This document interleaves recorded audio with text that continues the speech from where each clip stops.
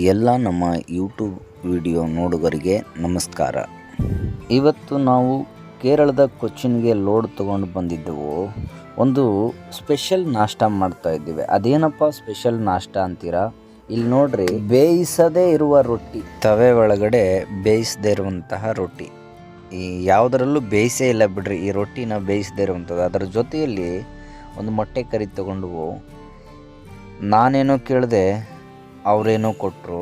ಅಂದರೆ ಅವ್ರು ಹೇಳೋದು ಕರೆಕ್ಟಾಗಿ ಹೇಳಿದ್ರು, ನನಗೆ ಅದು ಅರ್ಥ ಆಗಲಿಲ್ಲ, ಯಾಕಂದರೆ ಭಾಷೆ ಬರಲ್ಲ.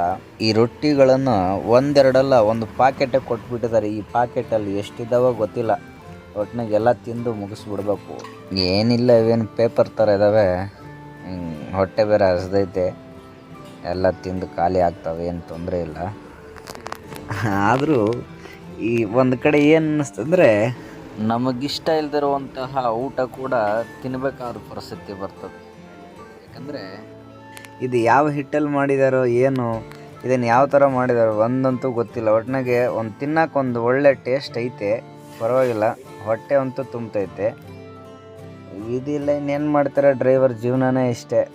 ಏನು ಸಿಗ್ತದೆ ತಿನ್ನಬೇಕು, ಎಲ್ಲಿ ಸಿಗ್ತದೆ ತಿನ್ನಬೇಕು, ಕುಡಿಬೇಕು, ಹೋಗ್ತಾ ಇರಬೇಕು ಅಷ್ಟೇ. ಅದೇ ಬೇಕು ಇದೇ ಬೇಕು ಅಂತಂದರೆ ಉಪವಾಸ ಸಾಯ್ಬೇಕಷ್ಟೆ.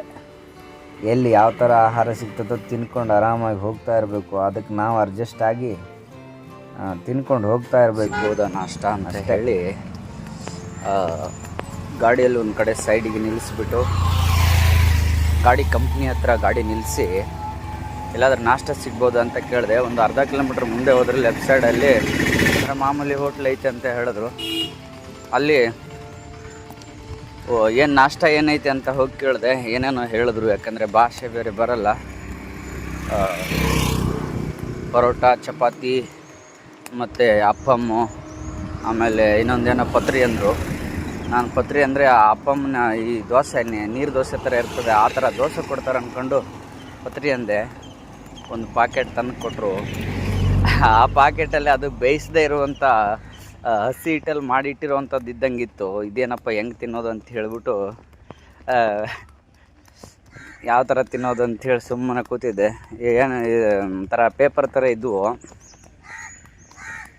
ಏನು ಮಾಡೋಕ್ಕಲ್ಲಿ ತೊಗೊಂಡಿದ್ದೀನಿ, ತಿನ್ನಬೇಕು ಅಂತ ಹೇಳಿ ತಿಂದೆ. ಪರವಾಗಿಲ್ಲ, ಚೆನ್ನಾಗಿತ್ತು ಒಂದಿಷ್ಟು.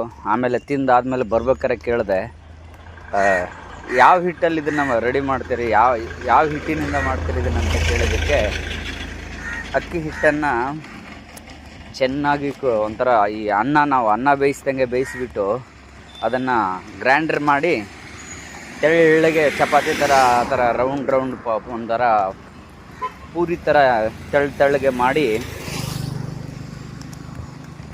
ಆ ಥರ ಪೇಪರಲ್ಲಿ ಪ್ಯಾಕ್ ಮಾಡಿಟ್ಟಿರ್ತೀವಿ ಅಂತ ಹೇಳಿದ್ರು. ಪ್ಲಾಸ್ಟಿಕ್ ಕವರಲ್ಲಿ ಪ್ಯಾಕ್ ಮಾಡಿಟ್ಟಿರ್ತಾರೆ ಅಂತ ಹೇಳಿದ್ರು. ಅದನ್ನೇನು ಬೇಯಿಸಂಗಿಲ್ವ ಅಂತ ಕೇಳಿದೆ. ಆಲ್ರೆಡಿ ಅದನ್ನು ಕುದಿಸಿರ್ತಾರೆ. ಅನ್ನ ಮಾಡಿದ ಮೇಲೆ ಮತ್ತಿನ್ನು ಬೇಯಿಸೋ ಅವಶ್ಯಕತೆ ಇರಲ್ಲ ಅಂತ ಹೇಳಿದ್ರು. ಮತ್ತು ತಿನ್ನೋಕ್ಕೂ ಒಂಥರ ಚೆನ್ನಾಗಿತ್ತು. ಮೊಟ್ಟೆ ಕರಿ ಅದನ್ನು ತಿನ್ಕೊಂಡು ನಮ್ಮ ಗಾಡಿ ಹತ್ತಿರ ಬಂದ್ಬಿಟ್ಟೆ.